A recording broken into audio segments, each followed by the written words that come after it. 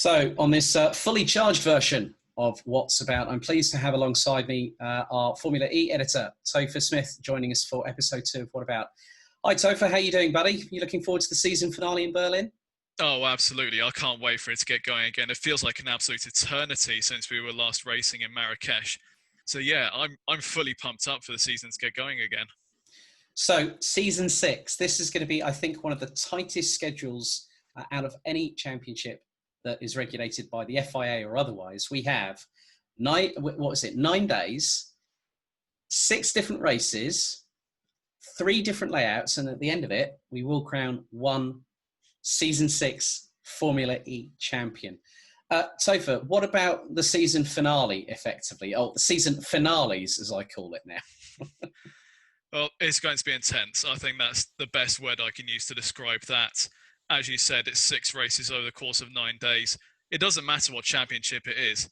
That is an intense schedule. It's going to be a test on the drivers.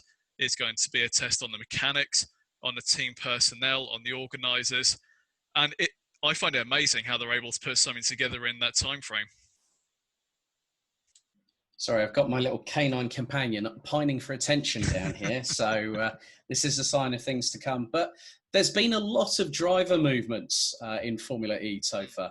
The first biggest one of which, obviously due to the Racing from Home Formula E scandal involving Daniel Abt, who has now moved from Audi Sport Abt Schiffler to alongside Oliver Turvey at Neo 333, but jumping instead of Abt alongside Lucas de Grassi is 2-time DTM champion René Rast. But then what about the number situation we have going on here? Because that's quite comical. Sorry, I'm not sure what number situation you're on about. Well, Daniel Abt runs a 66, which is what René Rast is running in the last 6 races, and he normally runs 33. So Daniel Abt has René Rast's number, and likewise, which is going to be a bit interesting for everyone in Formula E, because they go, well, hang on, Daniel Abt has got 66 normally on his car. But there's an interesting rule, isn't there, that if you swap a driver, you can't actually swap the numbers, can you? Well, in Formula E, the driver numbers are more associated with the team than they are with the drivers. There are some cases where the driver has chosen a number themselves and they have their own personal reasons for that. But there have been a lot of cases in the past where a driver has moved on to another team or left the series or whatever, and the team has kept that number. I think a good example of that is Andretti in season 1. They had, I think, 8 drivers, something like 7 or 8 drivers across the course of the season, but they only ever kept the same 2 numbers for their cars across the course of the season. I think one of the main reasons for that is marketing more than anything, as they will have already printed caps, shirts, any sort of merchandise that has those numbers on them. So that'll be the reasons why the team has kept the numbers instead of the drivers. So obviously moving on from that, Margincois was originally alongside Oliver Turvey, but obviously due to the current pandemic, has had to miss the remainder of the season. So that's given Daniel Abt an opportunity. But then another bit of big news came also from Germany in the form of Pascal Wehrlein, 2015 DTM champion, has left Mahindra and looks to be set to head to Porsche, replacing Neil Yarni alongside Andre Lotterer. But good to see that Alex Lynn is now back in the fold in Formula E. What do you think the Brits' chances are going to be like coming into the second gen of Formula E with Dilbag Gill and the rest of the team? I'm not sure if Alex would like me saying this exactly, but he seems to be becoming something of a super sub in Formula E.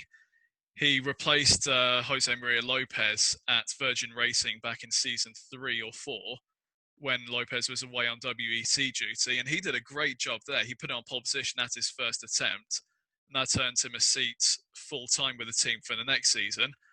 Season 5, he's left without a drive, but then when Nelson Piquet Jr. leaves Jaguar, Lynn is called up to replace him there, and now Wehrlein has left Mahindra this season. Lynn is called up to replace him. So he has said that he doesn't want to be known as a substitute driver. He wants to be full-time. He wants to be in the series on a more regular basis. He wants to fight for wins and championships. And I think he has the ability to do it. He's a fantastic driver. He's proven that time and time again. He won the championship in GP3. He was a race winner in GP2. He's fast in anything he's got, and then also in the World Endurance Championship. My only surprise there really was the fact that Wehrlein has gone so soon, and it's known now that he has had contact with Porsche and is potentially going there next season.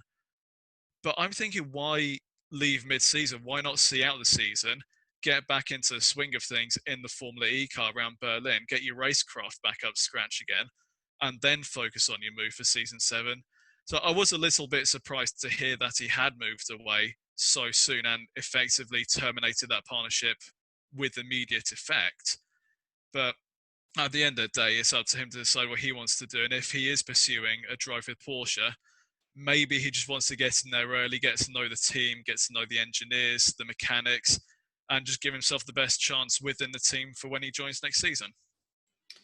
But also, this gives Alex Lynn an opportunity to establish himself as a full season driver, hopefully for season 7, which is just around the corner. And hopefully, I'd like to see a great partnership between him and Belgium's Jérôme D'Ambrosio, who's been with the team quite a lot. Obviously, they've got a lot of infrastructure there. Dilbag Gill has done a really, really good job of steering the team over the course of Mahindra's participation since the very first season of Formula E. But also having Nick Heidfeld, who was in the Mahindra squad when they brought out the M2 Electro on season 2 and has been the test and development driver for the team. I mean, that could be a pretty strong lineup for season 7 if Alex Lynn does a really good job at Berlin over the 9 days and in the 6 races. He could really cement himself in the prime seat of being in that second car with Mahindra for season 7, wouldn't you say? Well, I think Lynn's got himself the perfect opportunity to audition for that seat in these last 6 races in Berlin. That I'm sure the team already knows what he is capable of, otherwise they wouldn't have taken him on for the seat. But this is where he really needs to deliver and say, I am really fast in Formula E. I know how to get the job done. I know how the car works. Let's go and get a full-time seat for season 7. And I reckon he's got the ability to do it.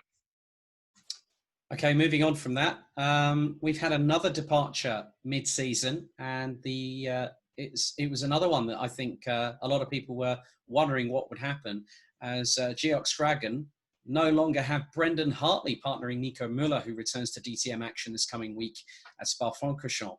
But Sergio Sette Camara now replaces Hartley. Now that's an interesting move from the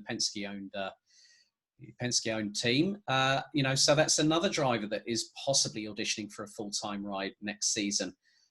Camara has had previous good success in his own right in single-seaters, but how do you think that Sergio will adapt to the new challenge of Formula E?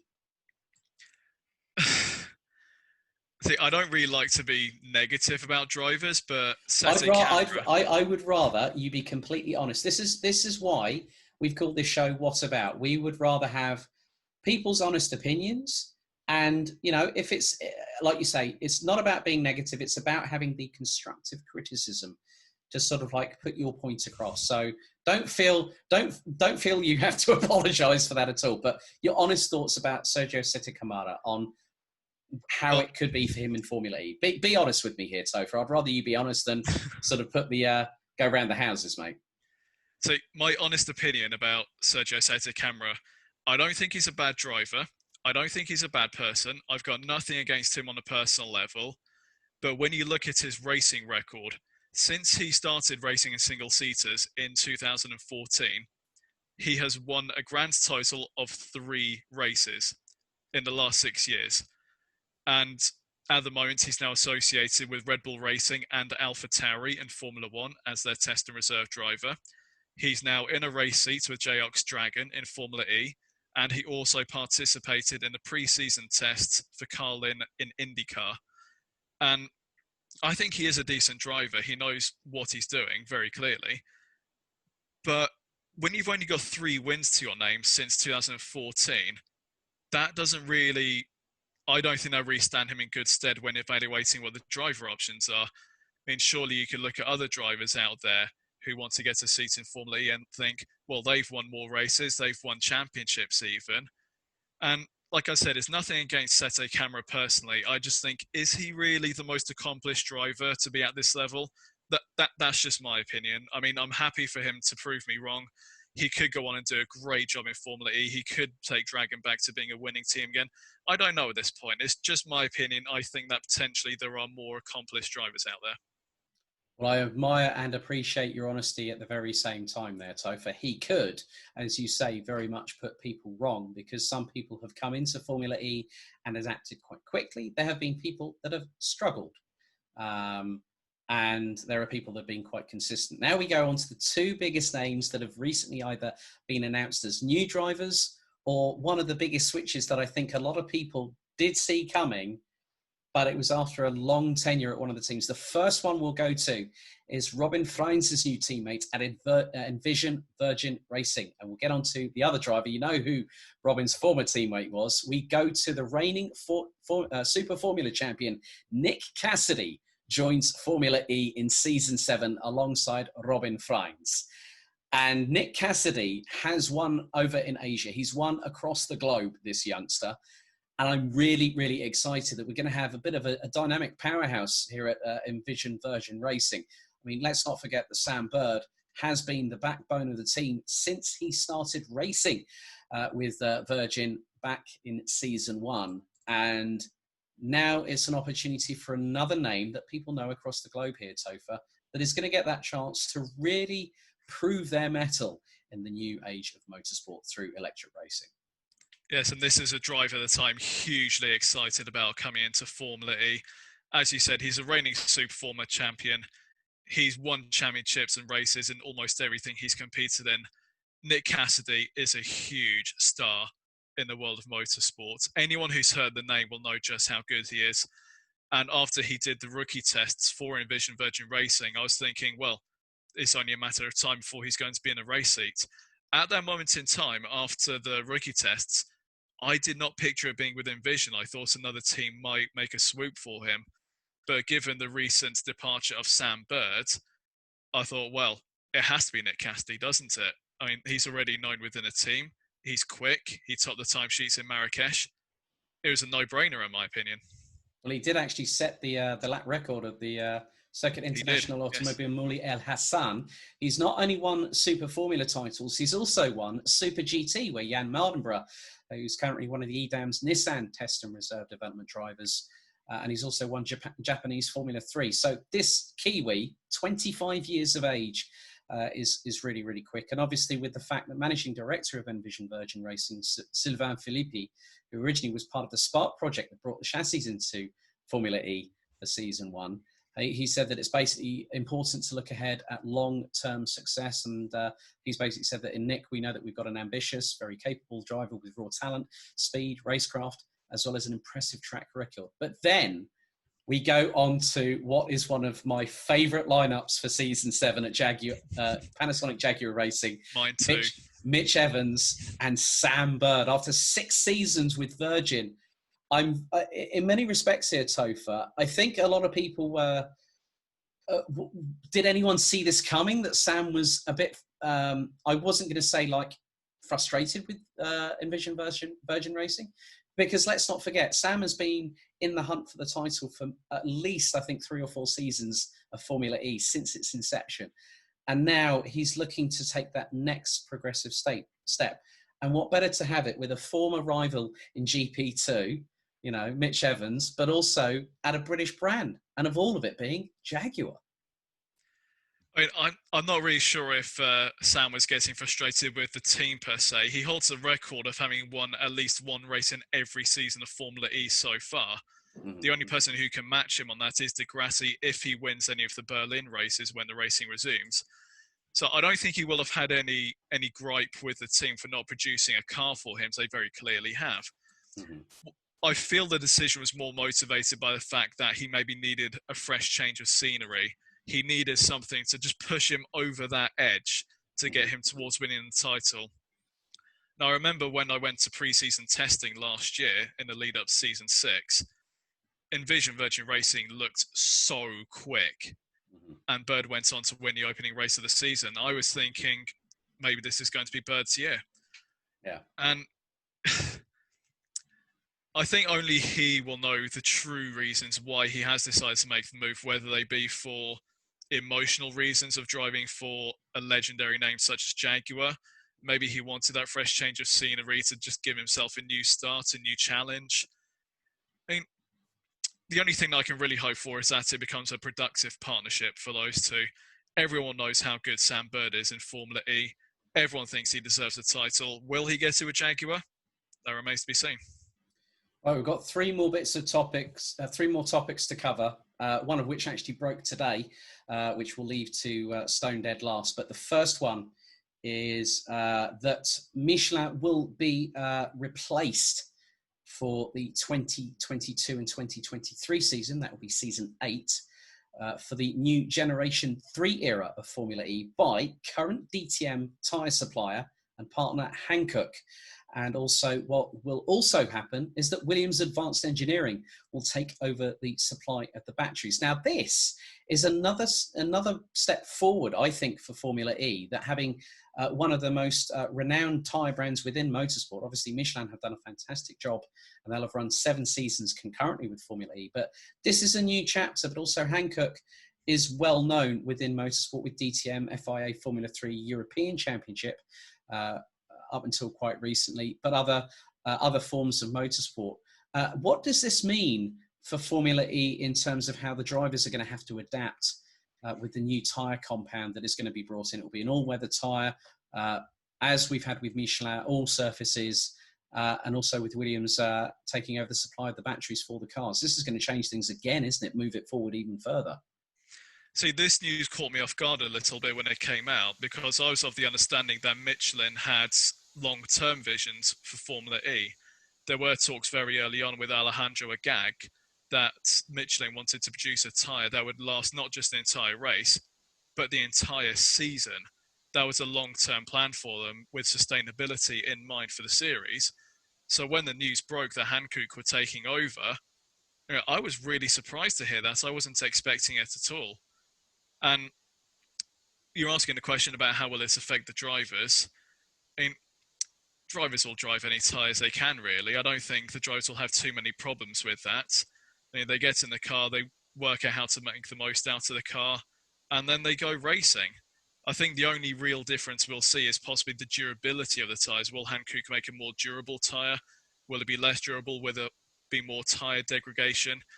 Again, that is something that remains to be seen. But yeah, the only real thing for me was the surprise that Michelin aren't continuing their partnership, because I was of the understanding that there was a long-term goal there between Michelin and Formula E.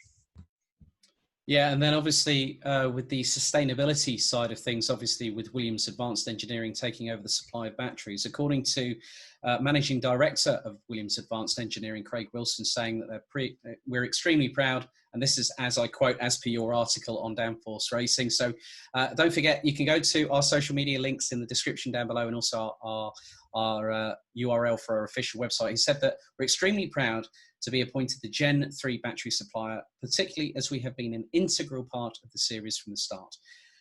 High performance batteries are one of our core competencies, and I'm confident that we will add further value in the areas of energy density, thermal efficiency, overall performance and reliability. And that is another thing that Alejandro Agag is looking at in a big way, aren't they, Topher? Because obviously we're going to find that Qualcomm, who's been long associated with ABB Formula E, yes, and I haven't used FIA in there for a change, which makes a better opportunity for me there.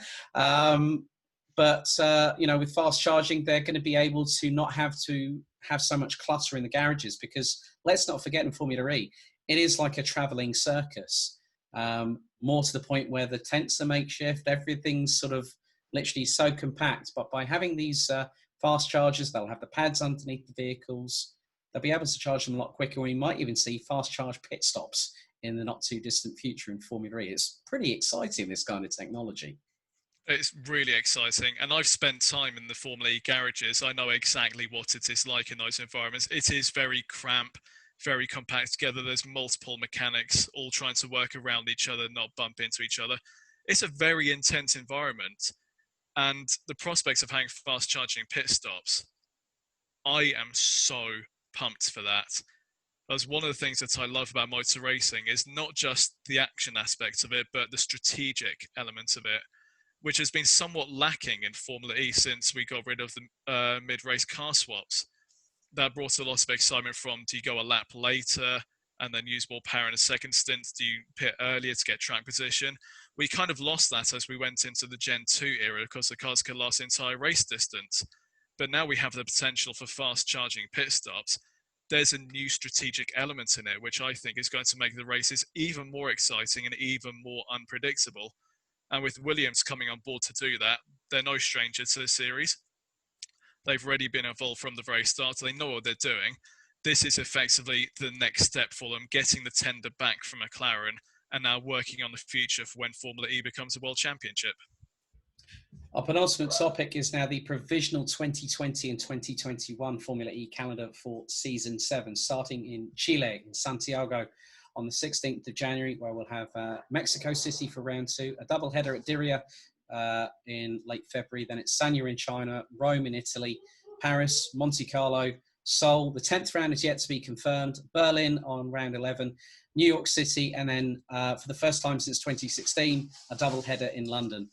Obviously, this calendar is subject to ratification and official homologation, but again, a great amount of circuits that Formula E will be visiting if Season 7 goes ahead as planned. And there's no real surprises in this calendar either. A lot of it is based on what the calendar was supposed to be this season before we had to suspend the season because of the COVID-19 pandemic. Bringing London back onto the calendar was huge for the series. The events were very successful in Season 1 and Season 2. They were the scenes of both championship deciders for those 2 years. And we were all really excited to have it back on the calendar for Season 6. Obviously, it wasn't able to go ahead. But now getting it back onto the calendar again for Season 7 is going to be huge for the series. Also by the fact that the Formula E headquarters is based in London. So it is effectively a home Grand Prix. A home E-Prix. Watched Formula 1 recently. Yeah, that's the problem. Formula E got started before Formula 1 got started before Formula E did this year, back after the pandemic side of things. So you can excuse Topher Freudian slip there, ladies and gentlemen. But yeah, I like you say, obviously the original plan was to go through the XL Stadium, which was, and I've been to the XL, and it's not exactly small. It's it's nearly as big as the NEC in Birmingham, where we've been to the Autosport International show, which hopefully is going ahead next January. But the last topic, and it's a very, very important one, which is to stand against racism. And I have to give kudos to Mercedes-Benz EQ Formula E team for now announcing their new livery, which is pretty much very similar to Mercedes-AMG Petronas Motorsport in Formula 1. That they have, and this is what I've now found as per their quotes on Twitter, that as of 9 a.m. this morning on July the 29th, we stand against racism. Our team will contest the season's final 6 races in an all-black base livery, taking a firm stand against racism and all form of discrimination whilst advocating greater diversity. And you could not have a more diverse, well, you could actually have a diverse but also very close set of nationalities in that team, especially with their driver lineup, Stoffel van Dorn from Belgium and Nick de Vries from the Netherlands. This is a sign that Mercedes is trying to lead the charge in what has been a very, very heavily discussed subject on social media, and we do stand with what Mercedes have decided to do in both Formula 1 and Formula E. It is a great raison d'etre, as they would say in France, Topher, that they have decided to not just encompass this in Formula 1, but also in the pinnacle of electric motorsport for the last 6 rounds of Formula E. Well, it's a very important issue at the moment, not just in motorsport, but across the globe. And I'd like to go on the record as saying that I don't believe that racism has any place in motorsport. It's unacceptable in any sort of situation in the world. Formula 1 came under a bit of fire recently because of their way that they were handling it, especially with the pre-grid activities they were doing, the grouping of the drivers together, the wearing of the T-shirts, people complaining that it was a little bit rushed, a bit unprepared. So my only hope for when not just Formula 1 gets back going again this weekend, but when the Formula E season returns, that if they do decide to do any anti-racism activities before the race, it is properly thought out, it is properly prepared, and it works to serve as a message against racism. That's I completely agree with you, because this kind of stand, and it's not just against racism. Obviously, there have been some developments within uh, the greater F1 community where some people were called out on their actions, and I will not go into any details about these individuals because their behaviour is intolerable. It is unacceptable. It will never be tolerated in this general society. And we feel that in many respects that those individuals are the ones that have caused harm to not just the individuals that they have spoken with regards to these illicit messages that are being completely inappropriate and unacceptable. We stand with these people that have been hurt through this.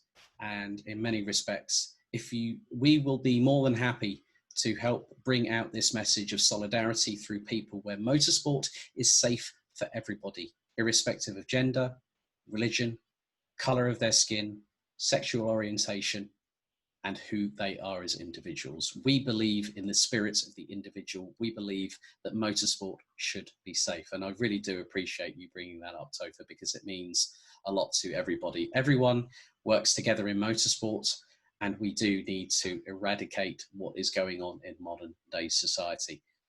But I need to ask you one final what about question. What about the season 6 champion? Who might it be? And I'm not saying you need to call out one specific driver. If I could ask you to do the following: out of the drivers that are lining up this week, this coming week, next week, who do you think has got the most opportunity of winning the title? Because it could be, it's about who adapts the quickest, as Formula E have said, with the likes of Daniel Abt, Oliver Turvey, Alexander Sims, Mitch Evans, amongst other people, Ollie Rowland.